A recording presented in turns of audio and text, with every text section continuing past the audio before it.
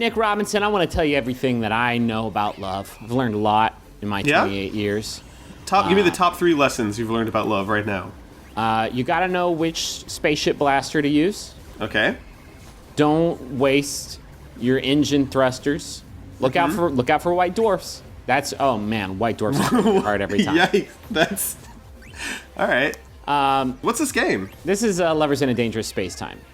It is out now on Steam and the Xbox One entertainment platform. It's a really unique, extraordinarily difficult game. You can see I've got this circular spaceship with different stations on it. I'm the little frog man. It is designed as a 2-player co-op experience, but you can play with an AI buddy that you can direct to these different stations, and they'll sort of fill the roles as needed. Is that what's happening here? Yeah, I got a kitty on my left. I played through a lot of this game with Christopher Thomas Plant, but when I recorded this, I just went solo. The AI actually works fairly well. Surprisingly well. But yeah, you have these different stations. You can see I got the captain's seat there in the middle. That allows me to pilot. I just got on the map. There's if you want to look at like the whole map, you have to jump on that station in the top right. You got turrets in every cardinal direction. You got your shield, which allows you to rotate the shield all around. You got the super weapon up there on the top left. And that's the thing that's rotating around the ship. So yeah, you have these different stations, and you're flying around on this rescue mission trying to save. You can see those little birds are in that cage. And you're mainly just trying not to get blown up. And it is super stressful. You can see after you find, I've rescued 5 people, and it opens up the exit. There are 10 rescue targets in each level, and the more you find, the more unlocks you can get. And I'll show that off here in a bit. But this is an example of when things can just go batshit crazy. Yeah, there's a lot going on right here. Yeah, there's a whole lot going on. And all of it just kind of appears at once. There's every time you rescue somebody, it spawns a wave of enemies.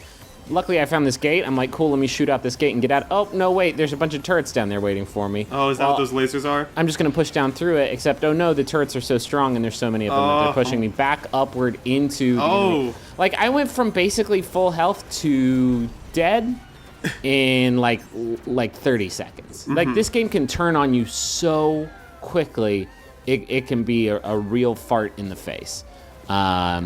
Fortunately, to help you out are these upgrades. There are different power gems that you can get that you can then slot into your weapon. So you can see I got this metal gem. I'm a little indecisive about where to put it. I like that. You're role-playing the indecisive frog character, though. Yeah, I can see the indecision in his body. But then I put it into my engines. So now I'll drop these little caltrops every time that I go out. You can see I have a beam gem in my shield. That changes it just from a regular shield to a reflection shield. So now any projectiles that get shot at me, I can bounce back. Where this system gets cool is you can unlock upgrades for each of these stations to allow you to put 2 gems in each one. And then you can start getting into like some Gunstar Heroes like fusion stuff. Ooh. Like you can mix a beam gem and a metal gem, and that'll make like a weird Morningstar type weapon. Or you can mix a metal gem and a power gem, and then you can fire rockets. There's a lot of different ways to mix and match the upgrades. There aren't like a ton of different gems, but there's a lot of different ways that you can utilize them. So, just like when you're playing this alone, you said you can kind of direct the AI of your partner. How do you do that? Like how do you control where he goes? Basically, you just freeze time. You hold in the Y button and it freezes time, and then you can move them to any one of the stations that you want. You can't move them to the pilot seat. You're the only person who can fly the ship. So that's one bummer about that system. And the only other bummer is that they're not especially good at like prioritizing. Like if there's one projectile coming at you in one direction and 30 coming at you from the other direction, there's no guarantee that they're going to block the 30 projectiles with the shield. They may just like aim for the one and then you'll get killed. And that's something that like no human being can do. So like most of the time they're pretty good about it, but not always. So one really cool thing is that every single level is different. It throws like new twists at you. For instance, this one I only had 5 minutes before this white dwarf star exploded, and I ran out of time. This was one of the most exciting like moments I had playing the game. So I just barely made it to the exit, and you can see the white dwarf star like, right there. 5 minutes before a white dwarf implodes, galactically speaking, is a very narrow. Like you're really right there for the last 0.0000001% of its life. Yeah, poorly timed. This is another cool moment. I unlocked this chainsaw upgrade for my power weapon. by putting a metal gem into it, and it helped clean up. There's some genuinely really cool moments in the game. Like the boss fights are surprisingly like really great. There's one boss fight that takes place around this aquatic planet, so like while you're fighting this guy, occasionally you have to hop back into the pilot seat and move out of the way of these tidal waves that he whips up. Like it's genuinely like really clever stuff. But sometimes the game just gets like way too difficult for its own good, and not like that difficulty is sort of part and parcel of like what the game's all about. It's all about managing these stressful situations with a friend, or with a cat if you're playing by yourself.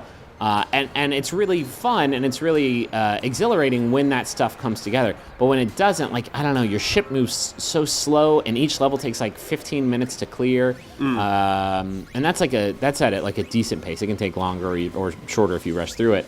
And to lose all that progress is like really demoralizing, and it makes you not want to play it again. Like I had a hard time when I was playing with Chris, like we had to take a couple breaks because it just got like too like it was just beating us down. Yeah, that first death like was out. You had already rescued enough people to get to the exit of the level, right? Yeah, and then you lost it. Did you have to start over from the very beginning of that? Yeah. Yikes. And you don't have to start over from the beginning of the whole campaign chapter. Each chapter is split into like 5 different levels. You just have to start the level over. But like, okay, so a lot of this video was filmed in what was called casual difficulty, which is still really hard. This is normal difficulty. Like You're surrounded. I'm surrounded by these enemies that now become these crazy bullet sponges.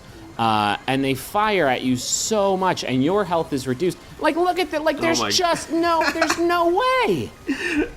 Maybe if I'd gotten to the pilot seat a little bit sooner and like seen those bombs coming, like maybe I could have pulled that out. But with like a tiny sliver of health. I guess I'm just excited because I saw this game at a lot of conventions and events, and my biggest question was always like, this is a cool idea, but it's like they just have one level and they keep showing it, and it's just the same stage over and over. Like, what's this gonna be? Is it gonna be substantive enough? There's a ton of different stuff. Like there's underwater levels where you have to pilot your ship through currents, which kind of like removes the need to have a pilot.